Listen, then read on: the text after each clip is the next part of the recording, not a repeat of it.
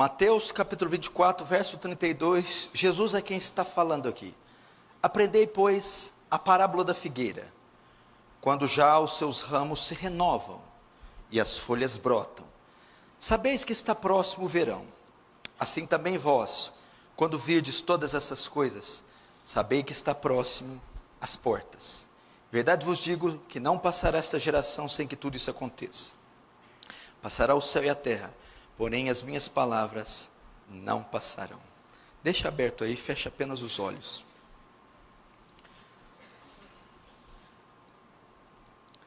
Pai Santo, acalma o nosso coração agora, para prestarmos atenção no momento mais sublime do dia, o momento da exposição da sua palavra, o momento onde o Senhor vai falar clara e diretamente com a tua igreja. Nem o momento antes, nem depois, excede em importância esse momento. Mas nós, como é sabido do Senhor, temos uma inclinação tremenda para fazer com que esse seja o momento mais superficial. Não deixe isso acontecer, Senhor. Não deixe que esse tesouro seja furtado de nós, mas que demos a atenção devida, com temor, tremor, respeito e reverência ao Santíssimo Deus que se pronuncia aqui essa noite. Ah, Santo Deus, resgata-nos, vem sobre nós, cobrir-nos de misericórdia, envolve esse salão todo com graça abundante. Se o Senhor não for conosco, de todos pereceremos, Senhor. Vai, Senhor, amolece os corações, mesmo os mais duros, os mais indiferentes. Oh, Senhor, quebranta eles. Mesmo aquelas mentes mais incautas, que têm mais dificuldade de entender, traz compreensão a elas. Tu és o Deus do saber. Queremos ser revigorados com a sua santa palavra essa noite. Faz teu reino avançar, Senhor. Receba a glória para si e nos conforma à imagem do seu Filho. Em nome de Jesus. Amém. Presta atenção aqui no que nós vamos ouvir aqui. Como pastor de vocês, é o meu dever estar sempre alerta e atento aos acontecimentos da nossa sociedade e aos acontecimentos espirituais. E como pastor, é o meu dever conduzir o rebanho que o Senhor me confiou. E eu preciso estar continuamente diante da presença de Deus, para que eu saiba discernir os tempos, para que eu ouça a sua voz e possa então dirigir a igreja segundo aquilo que o Espírito nos inspira através da sua palavra.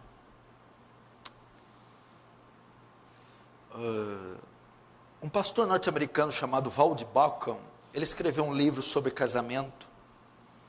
Ele diz que um dos ofícios que o homem deve ter para se casar, deve ser o ofício do profeta. O profeta no Antigo Testamento, era que espécie de homem?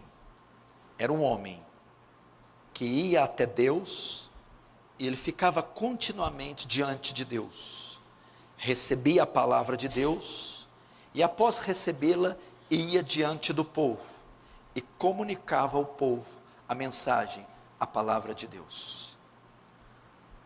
Todos nós pastores devemos ter o ofício do profeta, não o profeta do Antigo Testamento que dizia assim diz o Senhor, mas o profeta que está continuamente diante de Deus, que se debruça diante do santo livro, e ele recebe a mensagem da parte de Deus, e depois comunica ela à igreja.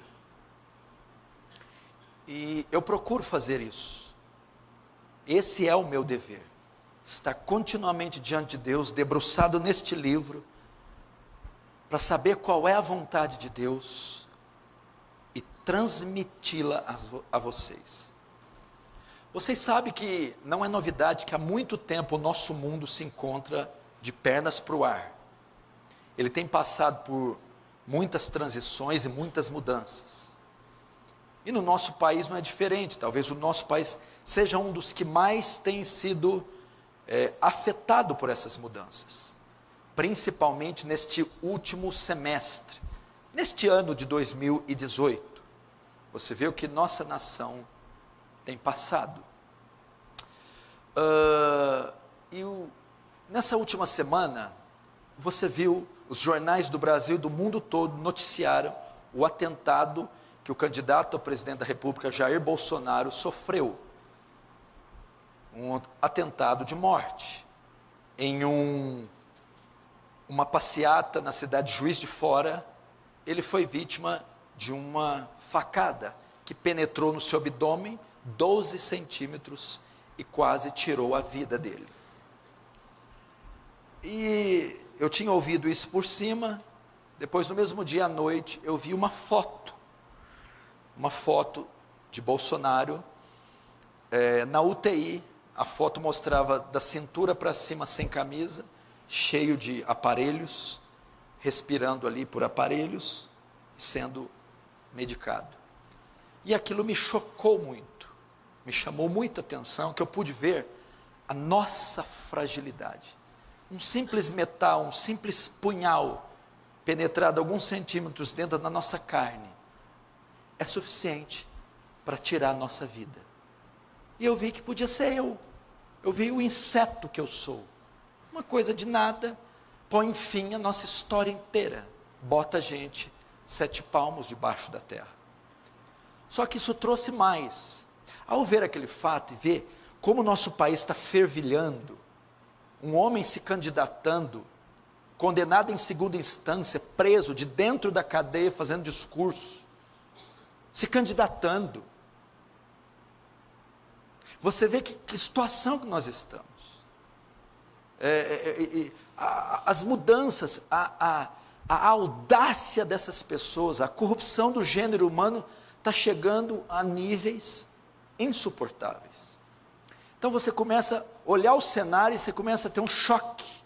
Uma notícia vai levando as outras, dos conflitos armados, das guerras civis, das guerras em fronteiras, conflito de Síria, Rússia, Estados Unidos, o encontro do ditador coreano com Donald Trump, e assim por diante. Eu, voltando da África, vendo a condição espiritual, a condição moral daquela cidade, daquele país, e isso invariavelmente nos leva para a profecia bíblica do fim. E nós não podemos ignorar isso, não podemos viver como se isso não estivesse acontecendo, e não podemos desassociar os fatos que acontecem na natureza, na política, na economia, não podemos desassociá-los com a profecia bíblica, porque a profecia a respeito do fim, da volta de Jesus, do arrebatamento, da consumação dos séculos, ela passa pela geografia, geologia, sociologia, passa pela política, pela economia, pela religião, e nós temos que ficar atentos quanto a isso. E eu fui levado a esse texto, porque esse texto, esse pequeno trecho do sermão profético, escatológico de Jesus, ele aborda exatamente o que nós estamos vivendo. Então, quando você vê o noticiário, quando você lê o jornal, ou vê algo na internet, ou quando seus filhos contam o que está acontecendo na sala de aula, ou quando você vê as tragédias naturais, você não pode processar, você não pode concluir a mesma coisa que o ímpio. Você não pode associar causas naturais com naturais. Você tem a mente de Cristo, você não pode reagir como Ele. Você tem que reagir como alguém que tem a mente de Cristo, associar isso ao cumprimento profético, no tocante à volta de Jesus, e a partir dali, mudar a sua vida. E é interessante que muitos crentes estão cochilando, Essas notícias para eles, essas mudanças, essas tragédias, não tem qualquer efeito na vida deles. Eles têm visto isso naturalmente, quanto qualquer ímpio. E não é assim. Os acontecimentos desses últimos meses devem nos levar a algumas reflexões. Deve levar, porque leva a mim. Eu fico trêmulo, com as pernas bambas. Meus conceitos acerca de determinadas coisas mudam, alteram. Meus projetos e a minha rota, muitas vezes ela é mudada pelos acontecimentos que estão diante de mim. Então deve causar em vocês reflexão. Vamos começar então e ver o que Jesus propõe nesse texto, que está em Mateus 24, o sermão escatológico. Mateus 24, 32, aprendei, pois, a parábola da figueira. Até aí. Presta atenção. Jesus está discursando aqui desde o verso 4, verso 3 em diante.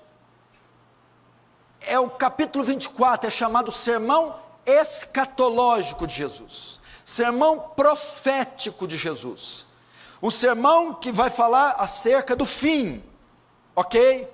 No verso 32, para ele fazer o arremate de parte do que ele está ensinando, ele vai fazer uso de uma metáfora.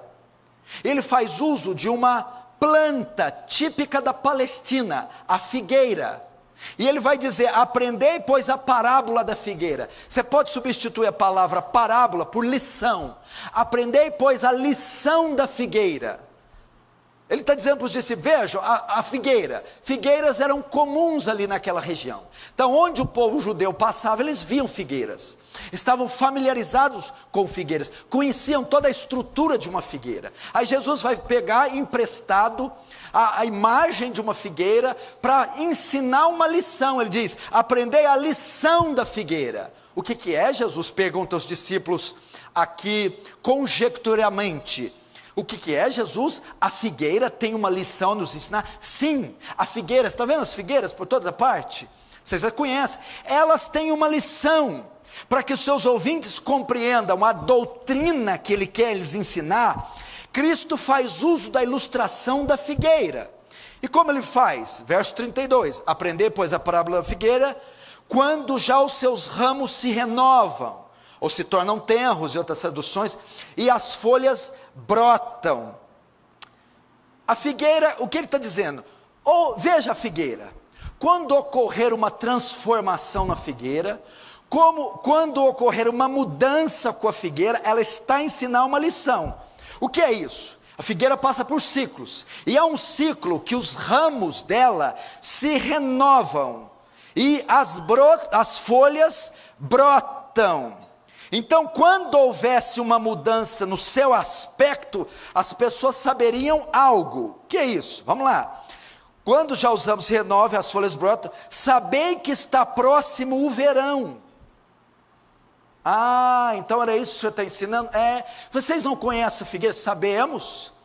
Quando houver uma mudança nela, em seu aspecto, as pessoas saberiam que o verão estava próximo.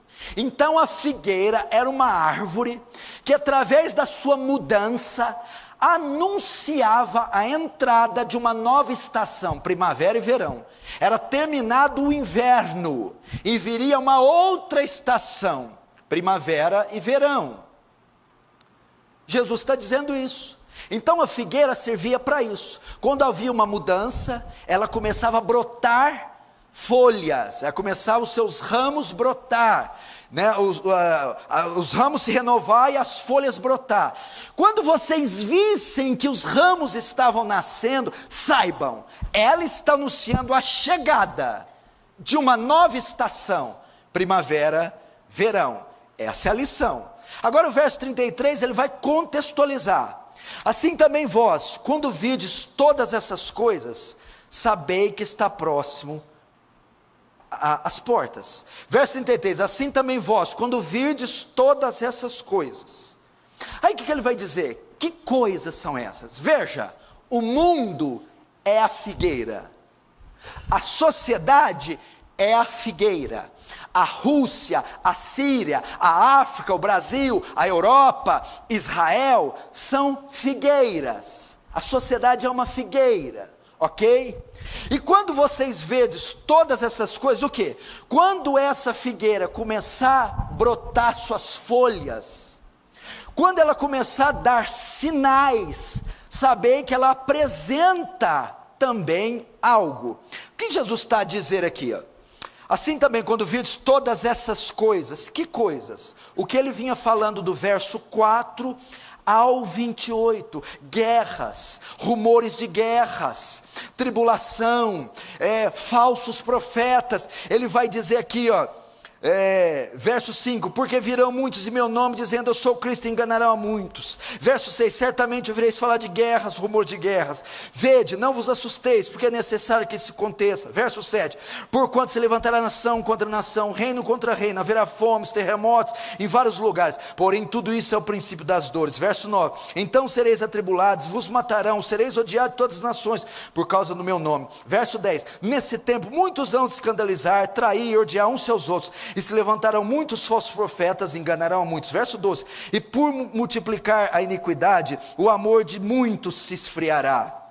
Até aí, Jesus está dizendo, veja só, assim como a figueira, quando brota, anuncia a entrada de uma estação, assim também, quando vocês verem o mundo, a sociedade, os países, cumprindo esses sinais, o brotar das folhas, guerras, rumores de guerras, escândalos, corrupções, sabei que isso tudo está anunciando também a entrada de uma nova estação.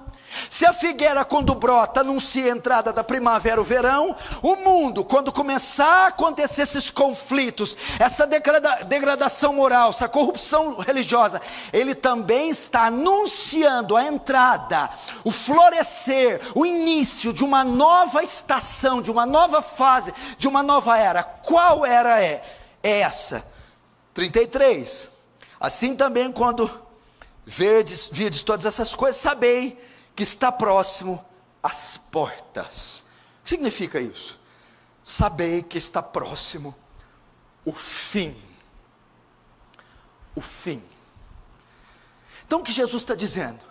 Quando vocês olharem para os noticiários, quando vocês verem os conflitos armados, as guerras civis, a corrupção do gênero humano, a degradação moral do homem, a corrupção religiosa, quando isso começar a acontecer, e com mais frequência, mais intensidade, explodir, isso é o brotar da figueira, isto é os sinais, e estes brotos estão anunciando a entrada de uma era. Qual era? A era do fim, a volta de Jesus. É isso. Então não posso ser um cristão nécio e assistir tudo isso comendo pipoca e fazendo comentário político estúpido. Eu tenho que tremer ao ver tudo isso acontecendo neste volume, com essa força, com essa agressividade, e isso deve apontar para a profecia bíblica. Jesus está claro. Quando vocês assistirem o mundo ser palco de tragédias morais, sociais, religiosas e naturais, sabei que isso está anunciando uma nova estação. Qual estação? O fim, a volta de Jesus e todos os acontecimentos que a envolvem, a segunda vinda. Ou não é? Ou Jesus está fazendo o que aqui? Entendeu? Então quando eu vejo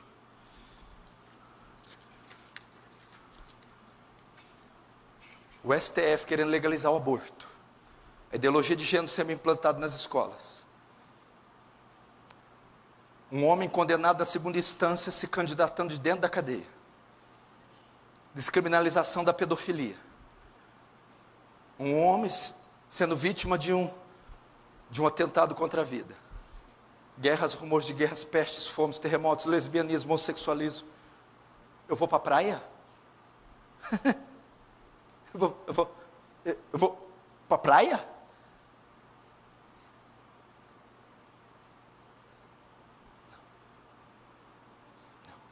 eu não posso fazer isso. Senão tem que rasgar Mateus 24 e Apocalipse inteiro da Bíblia. Quando virdes todas essas coisas, Jesus disse, Ele deu para nós, o dia e a hora ninguém sabe, mas eu deixo sinais. Sinais para quê? Vocês não ser pegos de surpresa. Não é sinais para matar a curiosidade de vocês. Não é sinais para vocês brincarem. É sinais para vocês se prepararem. Eu antecipo o passo, para vocês se prepararem. Sinais. E os sinais estão aí. A figueira é o mundo, a sociedade. E os ramos brotando, as folhas, são sinais. E quando nós virmos esses ramos brotando, os sinais na sociedade, epa, ó o ramo. Olha lá o ramo. Sabe qual que é a ideia aqui? 2 pessoas andando. O Lucas e o João estão andando ali pela Palestina. Aí o Lucas olha. João, você está vendo, João? Vendo o quê? A figueira, João. O que tem em figueira? Os ramos brotaram, João. Mas o que tem os ramos brotarem? João, o verão está chegando. Olha só o verão. Verão vai chegar, João.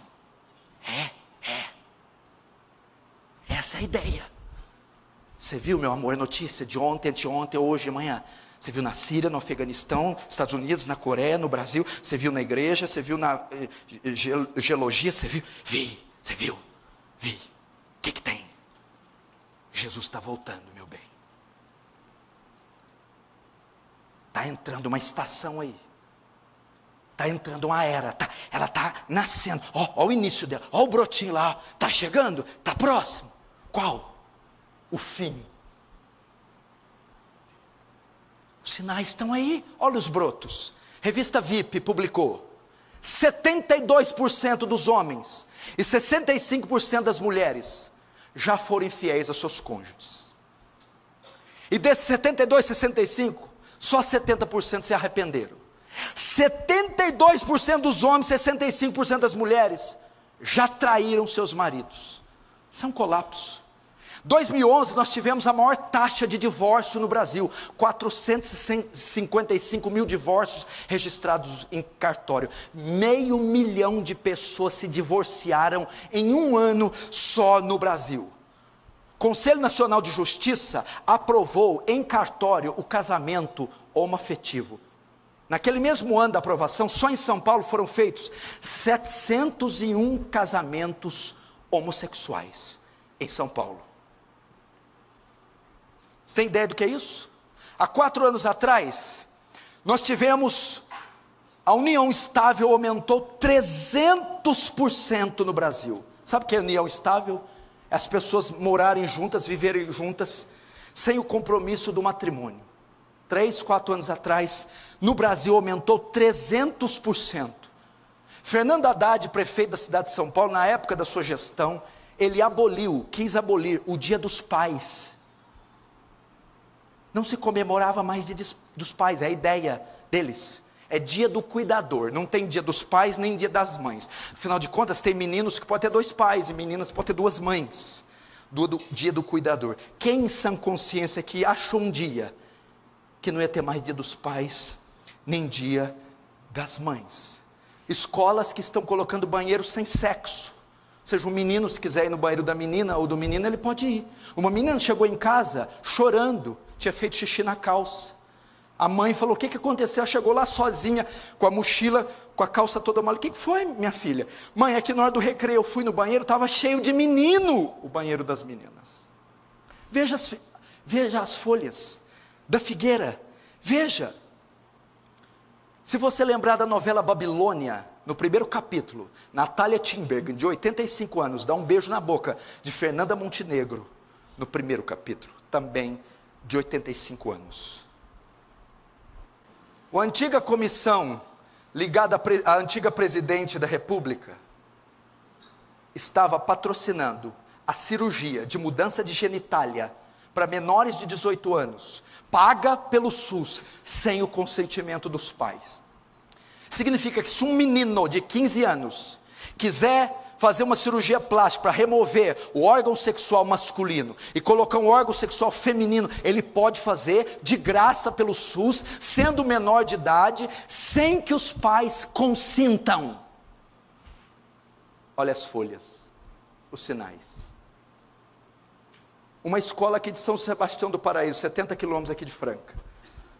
A mãe estava corrigindo a lição de uma criança de 9 anos. Corrigindo, teve uma lição que o menino não deixou ela corrigir e começou a chorar. Ela apertou, me diz: mamãe, é que a professora nos deu uma lição. Ela disse que todos os meninos da classe tinham que beijar 3 meninas e 3 meninos na boca. E todas as meninas tinham que beijar 3 meninos e 3 meninas na boca. E gostar qual deles gostou mais. E falar qual deles gostou mais. Quando vides todos esses sinais, sabei que está próximo às portas. Veja só. A cada 10 minutos, 40 crianças são vítimas de pedofilia no Brasil. Desde que eu comecei a pregar, quase 100 já foram abusadas sexualmente aqui no Brasil. Dados da Organização das Nações Unidas diz que em 2015, 150 milhões de meninas e 73 milhões de meninos foram abusados sexualmente. No Brasil ocorrem 45 mil estupros por ano, 5 estupros a cada hora. Vejam as folhas da figueira, vejam os sinais. A AIDS foi considerada a maior epidemia do século 20 e do século 21. A AIDS já matou até hoje 30 milhões de pessoas. E hoje existe ainda 40 milhões de pessoas afetadas pelo vírus HIV. 25 milhões estão concentradas no continente africano. Existem mais de 200 tipos de câncer que matam 8 milhões de pessoas por ano. Nos últimos anos nós vimos cumprimento profético, pestes, gripe suína, gripe aviária, ebola, zika vírus. Quando virdes todos esses sinais, em todo o século XIX, ocorreram 41 terremotos, matando 350 mil pessoas. Só no século XIX, em todo o século XIX, nós tivemos 41 terremotos, que mataram 350 mil pessoas. Mas no século XX, um século depois, já havia ocorrido 96 grandes terremotos, matando 2 milhões e 150 mil pessoas. Sinais do fim. Segundo dados da ONU, 870 milhões de pessoas no mundo passam fome.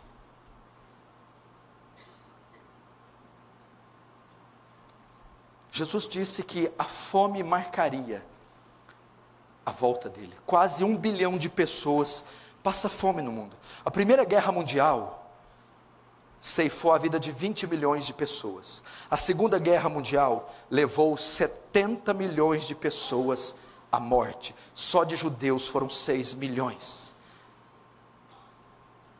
No mundo se comete 56 milhões de abortos por ano. 126 mil crianças são assassinadas no ventre da mãe por dia.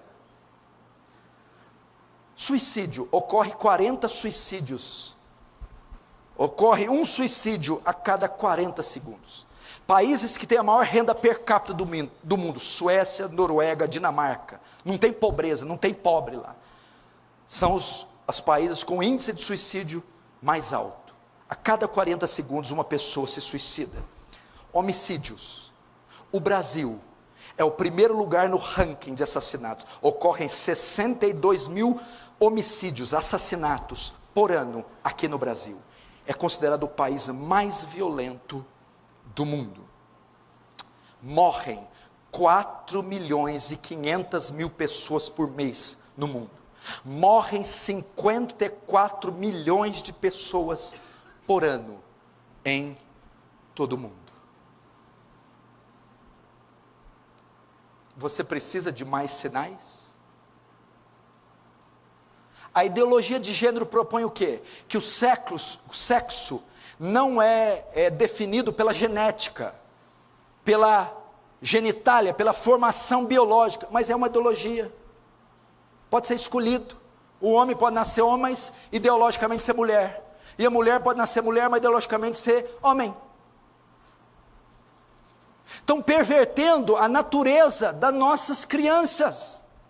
Agora, a pedofilia está sendo discutido para ser tratado como uma doença. Você tem diabetes? Tem. E você? Sou pedófilo. Ah, é uma doença.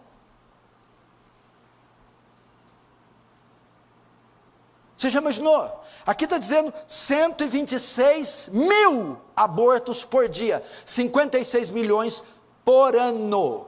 E o Brasil está querendo entrar nesse banho de sangue e aprovar uma lei, não para dar liberdade à mulher, mas para criar assassinos.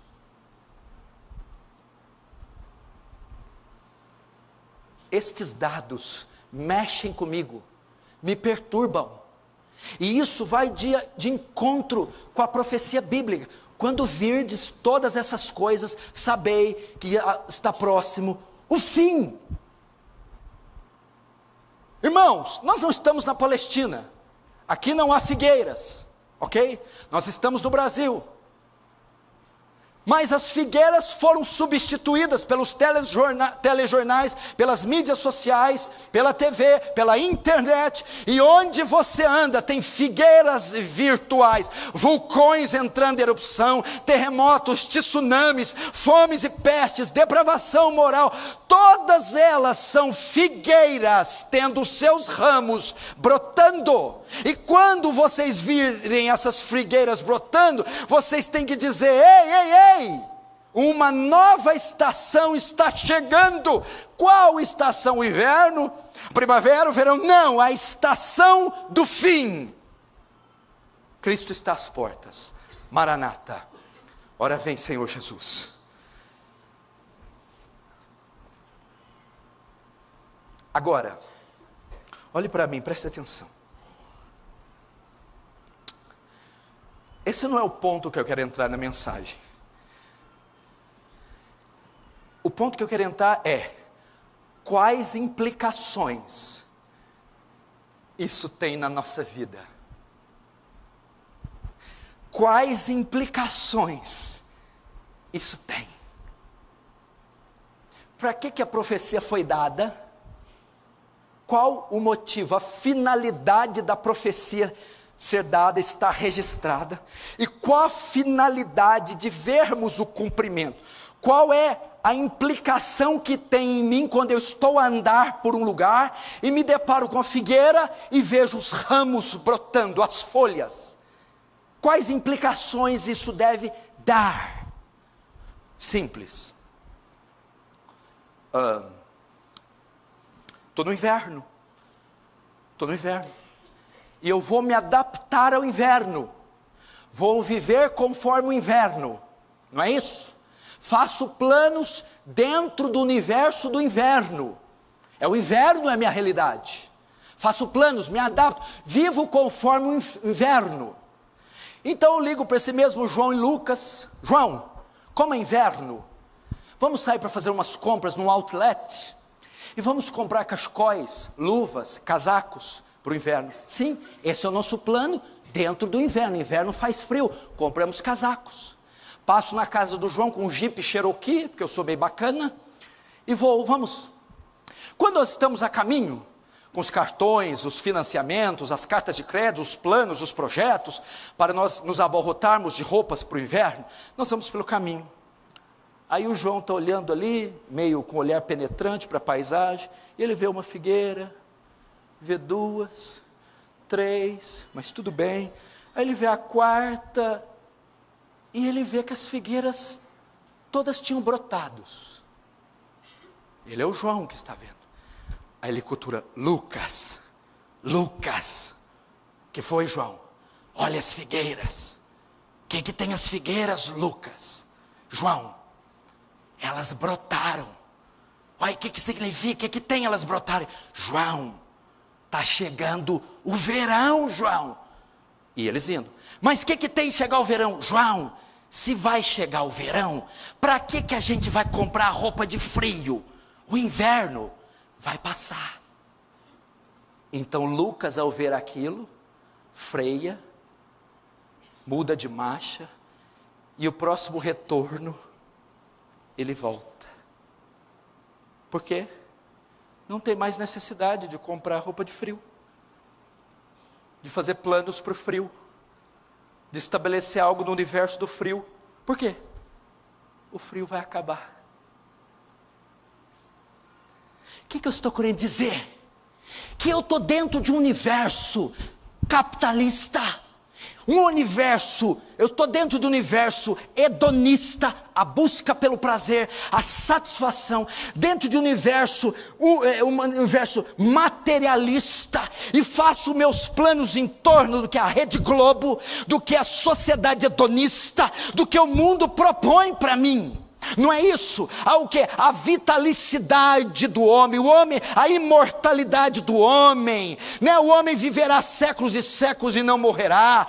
Os prognósticos futuros de uma nova sociedade, de uma reforma econômica, de uma reforma fiscal, de uma reforma agrária, perspectivas futuristas, de um avanço tecnológico, de galgar os altos graus do saber, os corredores do saber, e eu vivo ali dentro, nessa ótica, nessa perspectiva. E quando eu estou dentro do meu Jeep Cherokee, com esses projetos de longo prazo, esses projetos para atingir o ápice, o zênite do sucesso financeiro, profissional, conjugal, amoroso, sentimental, eu estou numa rota. E a hora que eu estou nessa rota, e eu começo a olhar uma bomba de um lado, menina beijando menina de outro, crianças sendo estupradas de outro, terremotos, furacões, epa! Eu tenho que mudar a minha rota.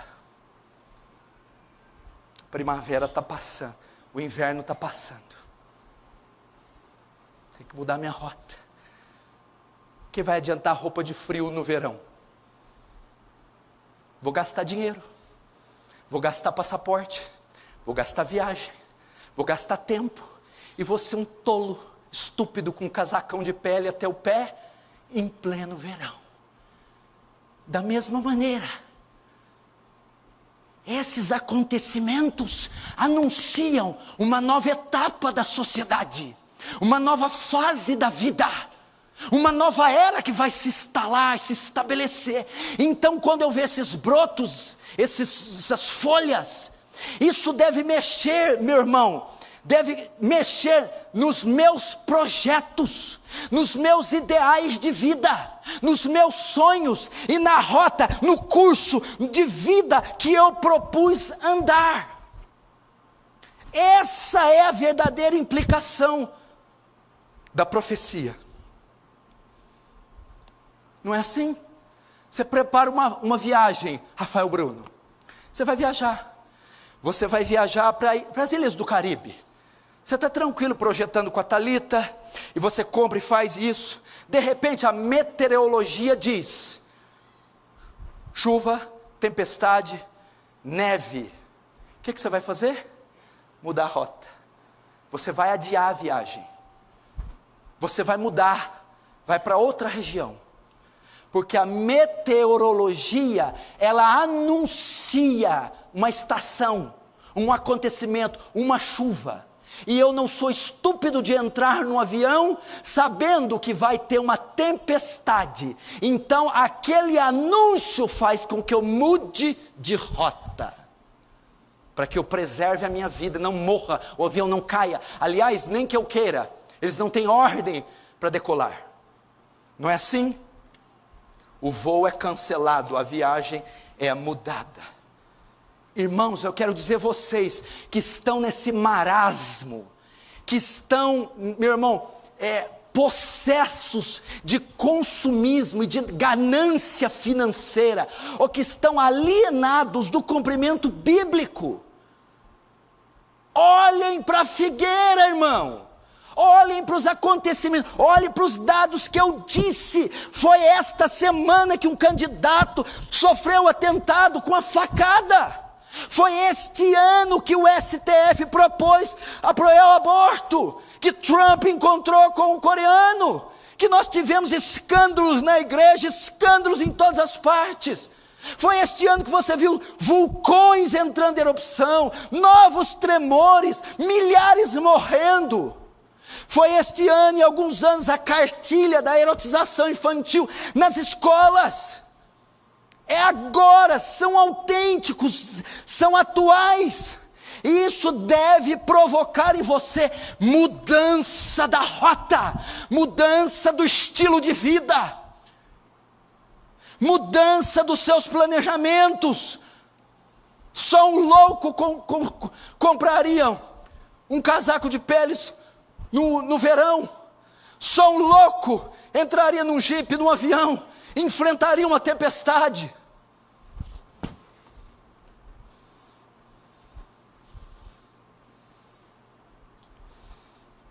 Essa é a finalidade de Jesus. Você quer ver como eu provo isso?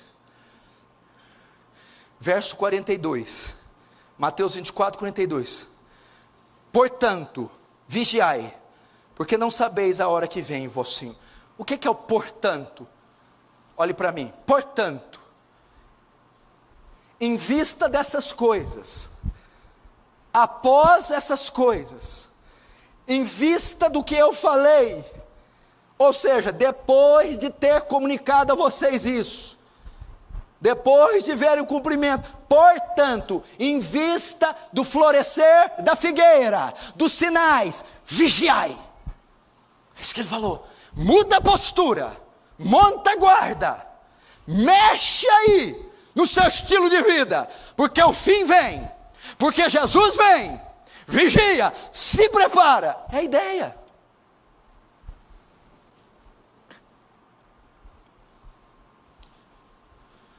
É a ideia. Irmãos, não podemos ficar indiferentes quanto às coisas que ocorrem à nossa volta. Vigia, só que presta atenção. A própria Bíblia denuncia que os homens estariam fazendo diametralmente oposto o que Jesus pediu. Num tempo onde nós deveríamos ver as figueiras, os sinais, e ficarmos todos alertas, o público seria tomado por sono, indiferença, se não vejamos. Veja só o verso 38, 37. Pois assim como foi nos dias de Noé, também será na vinda do Filho do Homem. Então veja só, ele está fazendo um paralelo. Próximo à volta de Jesus, estará semelhante ao tempo de Noé. Como estava no tempo de Noé? Vamos lá, 38. Porquanto assim como nos dias anteriores ao dilúvio, o que precedia o dilúvio, que precedia a volta de Jesus, os homens comiam e bebiam, casavam-se e davam-se em casamento, até o dia que Noé entrou na arca, e não perceberam, note aí, não perceberam, senão quando veio o dilúvio, e os levou a todos. Assim também será na vinda do Filho do Homem. Olha isso aqui, igreja, isso não te faz tremer? Porque eu posso ter citado agora a sua vida, porque nos dias da volta do Filho do Homem, o que precederá a vinda de Jesus, que tiver, como vai estar o mundo próximo à volta, vai estar igual no dia de Noé, antes de vir o dilúvio. O dilúvio é um acontecimento, o juízo. Como estavam as pessoas próximas ao dilúvio? Comendo e bebendo, tomando um cappuccino na Champs-Élysées em Paris, fazendo um fondue com a família, dia sim, dia não, comprando e vendendo negócios, bora, trocando um importado para o nacional, fazendo ali um esportivo, indo numa corrida de cavalo, casando-se e dando de casamento, paixões, romances, divórcio, segundo casamento, casa, descasa, e não perceberam. O mundo ia ser tomado por indiferença. Eu não estou nem aí com Donald Trump, com Bolsonaro, com o ditador coreano, com a peste que assola a África, com o armamento nuclear. Eu não estou ligando. Eu preciso encher minha pança, comprar o terno fino, fazer minha viagem internacional. Eu vou cuidar da minha vida. Dane-se esses tipos de assunto. É isso que marcaria indiferença. O povo está indiferente, sonolento, letárgico. É impressionante que a gente vê o cumprimento disso na vida de alguns. Só mais um pouquinho de retorno. É impressionante. E Jesus diz: não deve ser essa a posição de vocês. Não deve ser. Você quer ver como é que está a vida de alguns? Marca aí, Mateus, vai lá para Jeremias. Jeremias 45. Olha essa aqui. Não se espante que você vai ler, não.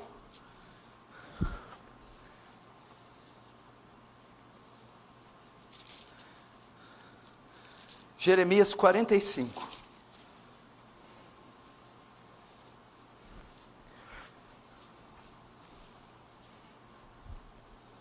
Olha só, verso 1.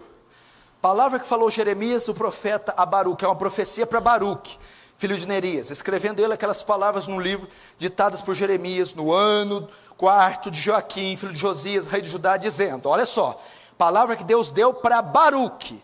Assim diz o Senhor, Deus de Israel, acerca de ti, Baruque. Disseste, olha a queixa de Baruque: ai de mim agora, porque me acrescentou o Senhor tristeza ao meu sofrimento, estou cansado de gemer, não acho descanso. Verso 4, assim dirá isto o Senhor, olha só, Baruque, eis que estou demolindo o que edifiquei, e arrancando o que plantei, e isto em toda a terra, e procura tu grandezas? Não as procure, Baruque, porque eis que trarei mal sobre toda a carne, diz o Senhor. A ti, porém, te darei a tua vida como despojo, em todo lugar para onde fores. Olha aqui, veja só, Deus estava promovendo os juízos dele em Israel.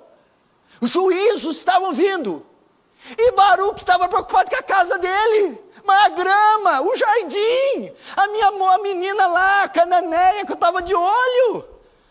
Aí Deus fala assim para ele: eu estou demolindo o que arranquei, eu estou executando o meu juízo, e tu busca riquezas, não as busque, porque eu destruirei esse lugar, no máximo darei a tua vida. O que o Senhor está dizendo? Gente, Deus está despejando o juízo, as trombetas do Apocalipse, vocês estão vendo os sinais das figueiras, e vocês estão lamentando por causa do corte de cabelo. Vocês estão procurando grandezas, posições, posturas, em meio ao juízo, vocês estão vendo. Aí dizendo: não as procure, não procure. Estou demolindo o que edifiquei, arrancando o que plantei, e procuras tu grandezas? Não procures, porque trarei mal sobre toda a carne. O Senhor está dizendo: é um péssimo investimento você investir nesse mundo, porque eu vou acabar com ele. A ideia é aqui.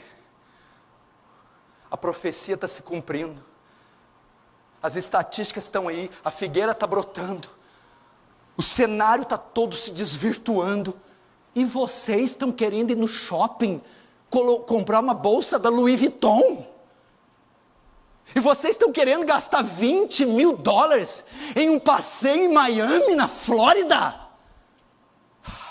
É isso que o Senhor está dizendo. Pastor, é muito radical o que eu estou dizendo.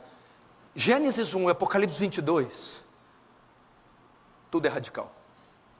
Nós não somos daqui, gente. Vocês esqueceram? Ei, você não é daqui, filho. Você só está de passagem, filho. Você é peregrino, filho. Aqui não é a tua pátria, aqui é o deserto. Você está indo para Canaã. Não tente montar o teu castelo no deserto.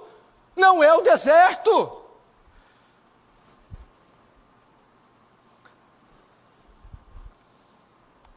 O que nós devemos fazer então? E eu termino. Duas coisas. Eu já disse aqui. Diante das figueiras, sinais. Duas coisas. Eu não posso ficar indiferente. Então eu tenho que mudar a rota. Eu estou lendo na Cherokee para comprar casaco. Aí eu descubro que está chegando o verão. Volto. Não tem mais finalidade o casaco. Meu universo estava construído dentro do inverno, agora eu tenho que construí-lo dentro do verão, outra realidade. O meu universo estava construído dentro de paz, prosperidade, amor, relax. Agora o meu universo vai ser construído dentro do quê? Guerra, fim, volta de Jesus. E eu mudo a minha rota. Duas coisas a fazer. Duas coisas. Uma na vertical, outra na horizontal. Na vertical, minha vida para com Deus, de mim para Deus. Horizontal, de mim para o povo, de mim para os pecadores.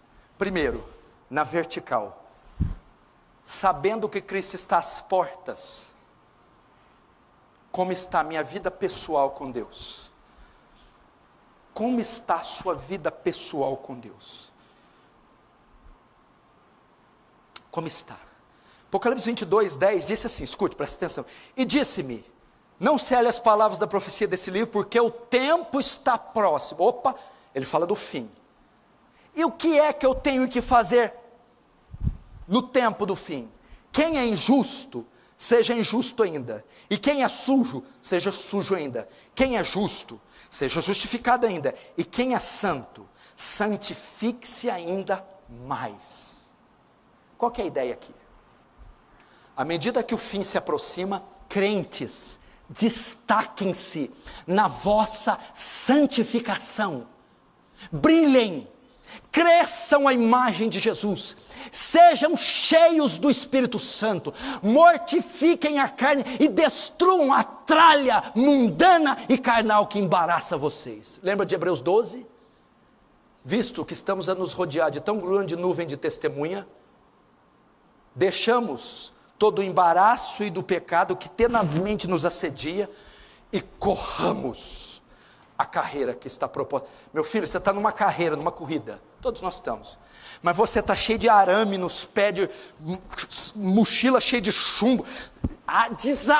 Tira esses embaraços, tira esses fios, essas coisas imundas, ganância e vaidade. Corre a carreira limpo, corre a carreira íntegro, corre a carreira com o seu máximo, porque esses embaraços tecnológicos, sensuais, mundanos, estão te atrapalhando. Isso aqui. Juntamente com esse texto, Apocalipse capítulo 3, rapidamente. Primeiro na vertical, nós e Deus.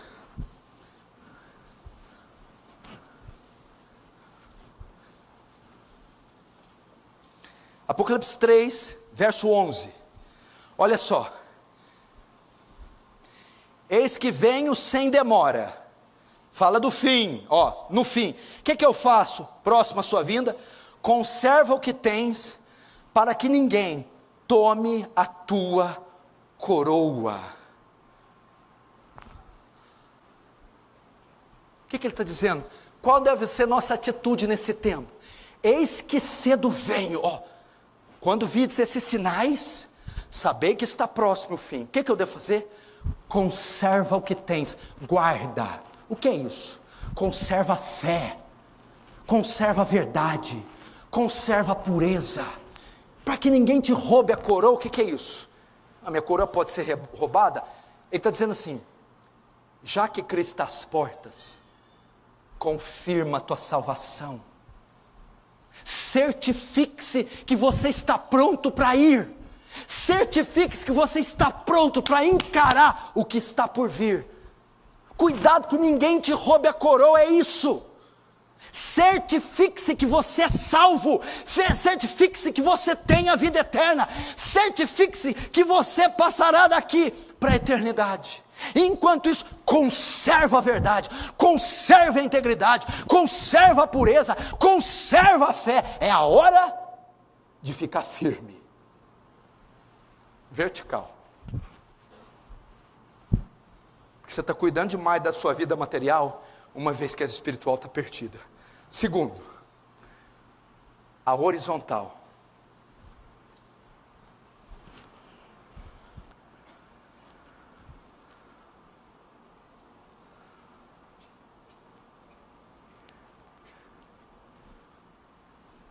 A figueira anuncia um evento.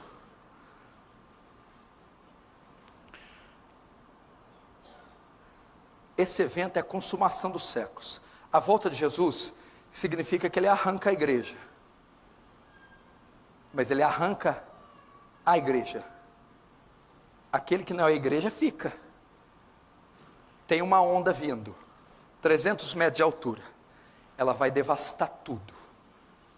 A igreja está provida de um colete. Você tem um colete.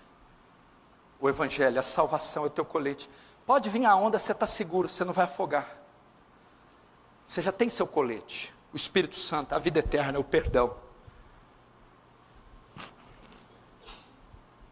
Você sabe que a onda está vindo. Você sabe que ela vai matar tudo e todos, salvo aquele que tem o colete. Olha para tua mãe. Ela está sem o colete. Teu pai, sem o colete. Teu vizinho, teu filho, tua esposa. O que você tem que fazer sabendo que essa onda está ali? Sair com fardos de coletes, ir colocando no máximo de pessoas que você conseguir, para que elas se salvem. A vertical é pregar o Evangelho. É levar essas pessoas a entrar no mesmo barco que você está. Veja só comigo, acompanhe comigo, Ezequiel 33. Que outra bomba, Ezequiel 33.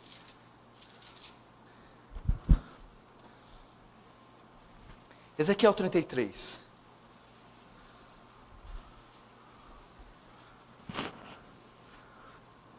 Ezequiel 33, verso 1.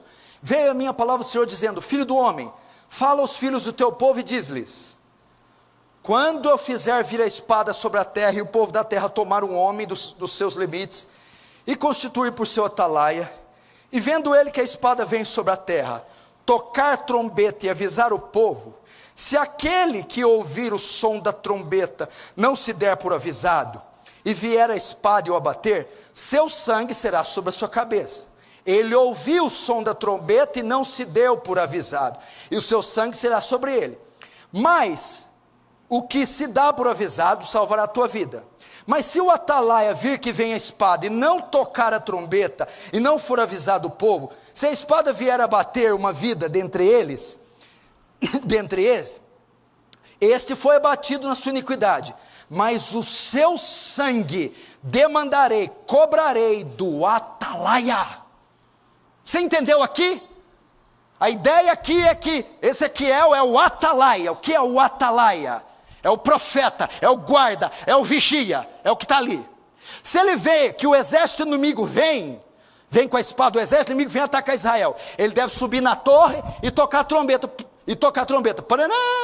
Quando ele toca, todo Israel sabe que vem a espada e se prepara para a luta. Se por acaso a espada pegar alguém, matou, a culpa não é do profeta, ele avisou, mas aquele homem, ao ouvir a trombeta, não deu bola. Agora, se o profeta ver o exército inimigo vir, não subir na torre e não tocar a trombeta, Israel toda vai morrer, mas o sangue eu vou requerer da mão do atalaia.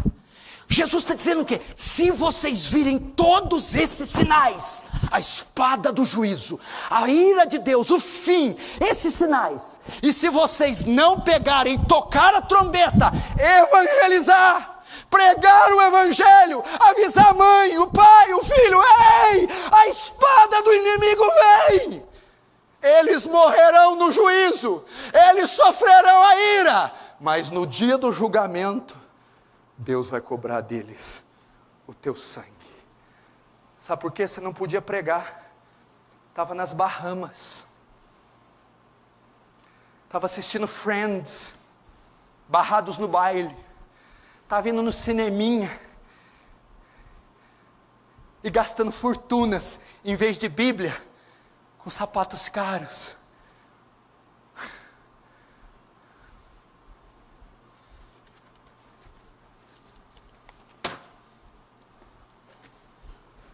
Vertical, eu e Deus. Santifique-se ainda mais, brilhe, destaque-se. Horizontal, a espada vem, e ela está ceifando todos. Sobe na torre, atalaia, sobe na torre, profeta, e prega o evangelho, porque eles não têm tempo. Eu termino com isso aqui. Nós vamos aprender com o diabo agora. Você sabe que o diabo ensina? Não é possível que o diabo é mais inteligente que alguns aqui. Apocalipse 12. Apocalipse 12. Veja só. Possível que o diabo é mais inteligente. Olha só. Apocalipse 12, verso 12. Por isso festejai, ó céus, e vós, o que nelas habita, ai da terra e do mar, pois o diabo desceu até vós, cheio de grande cólera, sabendo que pouco tempo lhes resta. O diabo tem uma precisão escatológica tremenda. O que é isso aqui? Veja só, o diabo sabe ver os sinais do fim. Ai de vós, ó terra, ele foi despojado do céu na ressurreição e ascensão de Cristo. E ele sabe que o tempo dele é curto. Ele sabe que vai haver a parousia, a volta de Jesus. Ele sabe dos sinais, que Cristo está à porta. Então ele está cheio de cólera. Ele vai usar o máximo do tempo que ele tem para enganar, matar, roubar, destruir, porque ele sabe que o fim se aproxima e ele não para, não descansa e age com todo o seu poder. Será possível que nós não podemos fazer o mesmo ao contrário? O diabo, sabendo dos sinais, sabendo que Cristo está às portas, ele não descansa, ele não para, ele emprega força, emoção, inteligência, tudo para promover o seu reino maligno. E nós? E nós? Será possível que o diabo é mais inteligente? João 9,4. Devemos fazer a obra daquele que nos chamou enquanto é dia. Enquanto nesse corpo, enquanto aqui nesse momentinho, porque vem a noite, ninguém pode trabalhar, a morte. Faz o máximo que você puder com essa curta vida, dia, porque vem a noite, morte, acabou.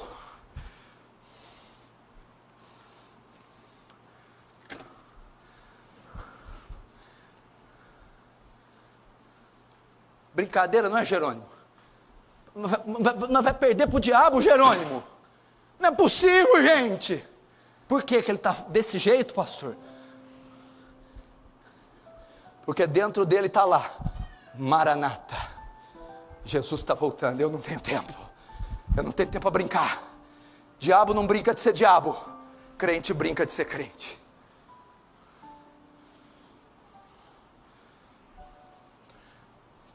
Diabo podia dizer, se eu tivesse mais tempo, se o fim fosse muito mais longe, eu podia estar preocupado com outras coisas. Não estou.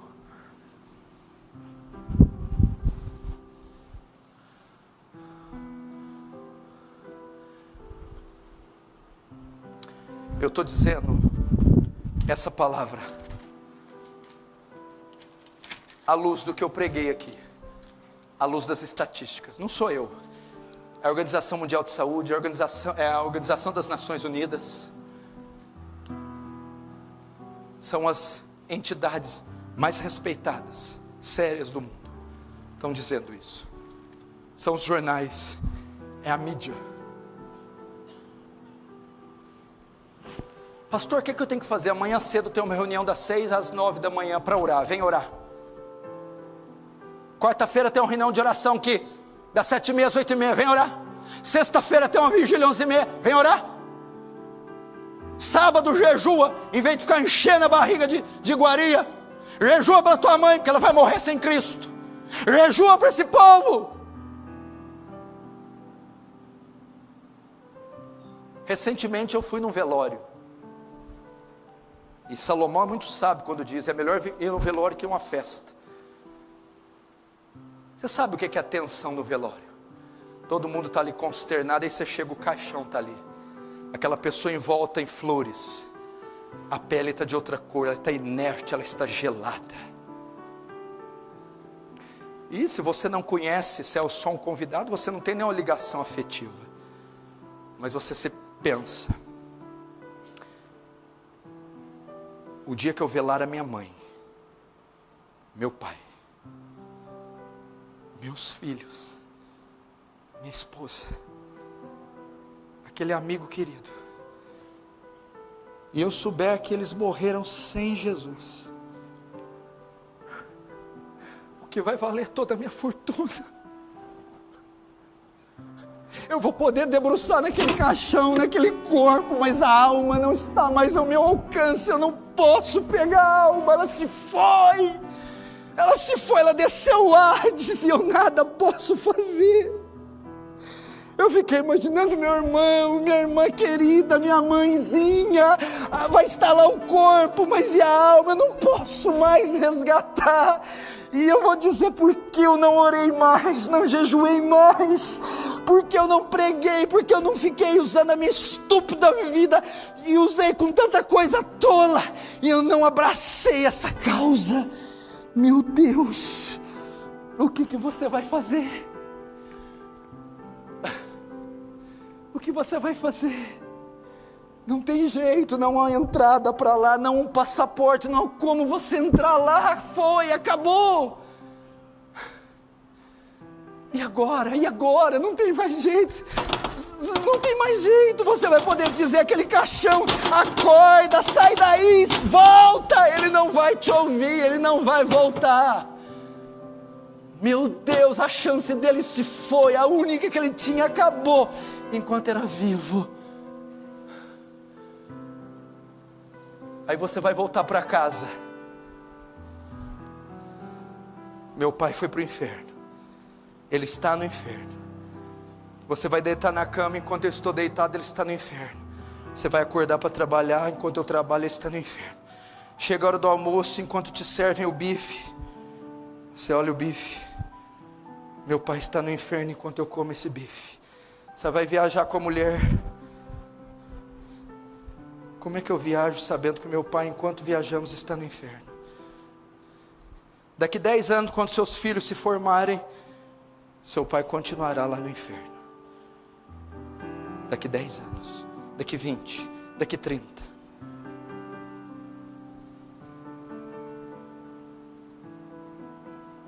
Ainda quer tomar o cappuccino lá em Paris? Quer? Vai. Se isso aqui não fez efeito nenhum, vai tomar, vai. Deixa os ramos aí com a gente, deixa os sinais com a gente, deixa que a gente cuida deles. Vai para lá, vai.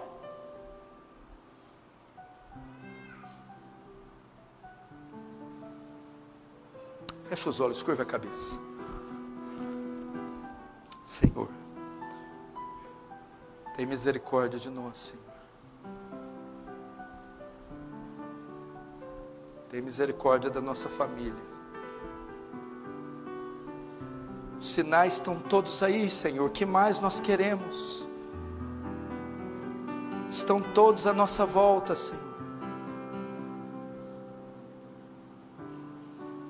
A figueira já floresceu há muito tempo. Os ramos já brotaram. Que isso cause em nós uma mudança da rota. Mudança dos planos. Primeiro na vertical, queremos consertar nossa vida com o Senhor. Conserte a sua vida com Deus, meu irmão. Conserte agora, renove a sua aliança, faça um pacto. Chega, se você não é salvo, diz: salva-me hoje por tua graça, perdoa os meus pecados, me dê a vida eterna, sela-me com o Espírito Santo, salva-me.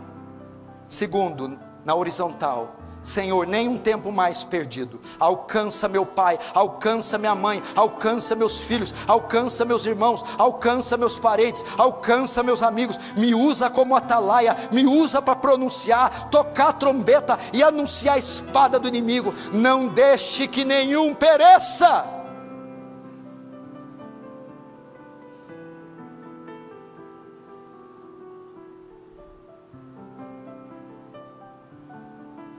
Salva-nos, Senhor. Salva-nos.